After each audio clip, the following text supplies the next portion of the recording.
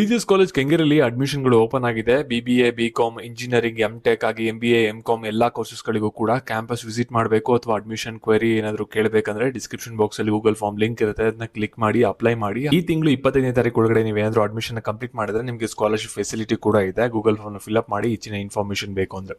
ಇವಾಗ ನಾವು ಡೈರೆಕ್ಟ್ ಆಗಿ ವಿಡಿಯೋ ಬಗ್ಗೆ ಬರೋಣ. ಈಗ ಪ್ರತಿಯೊಬ್ರು ಕೂಡ ವಿಡಿಯೋನ ಗಮನ ಇಟ್ಟು ನೋಡ್ತಾ ಹೋಗಿ.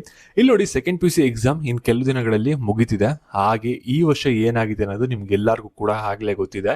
ಎಕ್ಸಾಮ್ ಮುಗಿಯೋಕ್ಕಿಂತ ಮುಂಚೆನೆ ಕೀ ಆನ್ಸರ್ ನ ರಿಲೀಸ್ ಮಾಡಿದ್ರೆ. ಮೊದಲೆಲ್ಲ ಏನಾಗ್ತಿತ್ತು ಅಂದ್ರೆ ಕೀ ಆನ್ಸರ್ ಬರೋದು ನಮಗೆ ಎಕ್ಸಾಮ್ ಎಲ್ಲ ಆದ್ಮೇಲೆ ಬರ್ತಿತ್ತು, ಆದ್ರೆ ಈ ವರ್ಷ ಬೇಗ ಬಂದಿದೆ.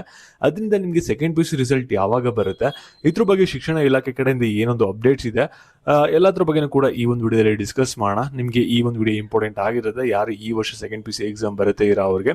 ಇವಾಗ ನಾವು ಡೈರೆಕ್ಟ್ ಆಗಿ ವಿಡಿಯೋ ಬಗ್ಗೆ ಬರೋಣ. ಅದಕ್ಕಿಂತ ಮುಂಚೆ ಯಾರು ಚಾನಲ್ ಸಬ್ಸ್ಕ್ರೈಬ್ ಮಾಡ್ಕೊಂಡ್ರಲ್ಲ, ಪ್ರತಿಯೊಬ್ರು ಕೂಡ ಸಬ್ಸ್ಕ್ರೈಬ್ ಮಾಡ್ಕೊಳ್ಳಿ. ಹಾಗೆ ಪ್ರತಿಯೊಬ್ರು ಕೂಡ ವಿಡಿಯೋಗೊಂದು ಲೈಕ್ ಕೊಟ್ಬಿಟ್ಟೆ ವಿಡಿಯೋ ಮಾಡೋಕ್ಕೆ ಸ್ಟಾರ್ಟ್ ಮಾಡಿ.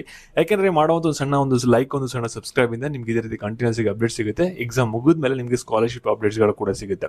ಇವಾಗ ನಾವು ಡೈರೆಕ್ಟ್ ಆಗಿ ವಿಡಿಯೋ ಬಗ್ಗೆ ಬರೋಣ. ಈಗ ಪ್ರತಿಯೊಬ್ರು ಕೂಡ ವಿಡಿಯೋನ ಗಮನ ಇಟ್ಟು ಕೊನೆವರೆಗೂ ಕೂಡ ನೋಡ್ತೋಗಿ.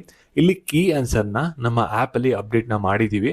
ಮತ್ತೆ ಕೆಲವು ಸಬ್ಜೆಕ್ಟ್ಗಳದ್ದು ಕೀ ಆನ್ಸರ್ ಇನ್ನೂ PU ಡಿಪಾರ್ಟ್ಮೆಂಟ್ ಕಡೆಯಿಂದ ರಿಲೀಸ್ ಮಾಡಿಲ್ಲ. ಅದು ರಿಲೀಸ್ ಮಾಡಿದಾಗ ಅದು ಆಪ್ ಅಲ್ಲಿ ಅಪ್ಡೇಟ್ ಆಗುತ್ತೆ PDF ಗಳು.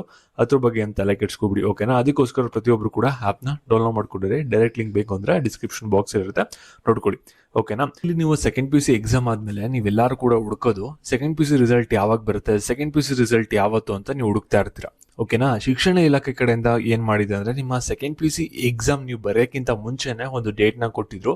ಈ ಒಂದು ಡೇಟ್ಗೆ ನಾವು ಸೆಕೆಂಡ್ PUC ರಿಸಲ್ಟ್ ನ ಅನೌನ್ಸ್ಮೆಂಟ್ ನ ಮಾಡ್ತೀವಿ ಅಂತ ಹೇಳಿದ್ರು. ಇವಾಗ ನಿಮ್ಗೆಲ್ಲರಿಗೂ ಕೂಡ ಕಾಮನ್ ಆಗಿರುವಂತ ಡೌಟ್ ಏನಂದ್ರೆ, ಇವಾಗ ರಿಸಲ್ಟ್ ಡೇಟ್ ಏನಾದ್ರು ಚೇಂಜಸ್ ಆಗುತ್ತಾ, ಅದೇ ಡೇಟಿಗೆ ಏನಾದ್ರು ರಿಸಲ್ಟ್ ಕೊಡುವಂತ ಚಾನ್ಸಸ್ ಇರುತ್ತೆ ಅನ್ನೋದು ಸಾರ್ವಜನಿಕಕ್ಕೆ ಡೌಟ್ ಇದ್ದೇ ಇರುತ್ತೆ. ಇಲ್ಲಿ ನೋಡಿ, ಸೆಕೆಂಡ್ PUC ಏನ್ ಎಕ್ಸಾಮ್ ಇದೆಯಲ್ಲ ಅದು ಕಂಪ್ಲೀಟ್ ಆಗಬೇಕು. ಅದಾದ್ಮೇಲೆ ನಿಮ್ದು ಪೇಪರ್ ವ್ಯಾಲ್ಯೂಯೇಷನ್ ಇರುತ್ತೆ. ಅದು ಯಾವ ಸ್ಪೀಡಲ್ಲಿ ಆಗುತ್ತೆ ಅದ್ರ ಮೇಲೆ ನಿಮ್ಗೆ ಡೇಟ್ ಡಿಸೈಡ್ ಆಗುತ್ತೆ, ಓಕೆನಾ? ಇವಾಗ ಯಾವುದೇ ತರದಲ್ಲಿ ಏನು ಕೂಡ ಪ್ರಾಬ್ಲಮ್ ಆಗಿಲ್ಲ, ಪೇಪರ್ ವ್ಯಾಲ್ಯೂಯೇಷನ್ ಅಲ್ಲಿ ಎಲ್ಲ ಕೂಡ ಅಂದ್ಕೊಂಡಂಗೆ ಆಯ್ತು ಅಂದ್ರೆ ನಿಮ್ಗೆ ಏನೊಂದು ರಿಸಲ್ಟ್ ಡೇಟ್ ನ ಅನೌನ್ಸ್ಮೆಂಟ್ ನ ಮಾಡಿದ್ರಲ್ಲ ಅದೇ ರಿಸಲ್ಟ್ ಡೇಟ್ ಬರುತ್ತೆ.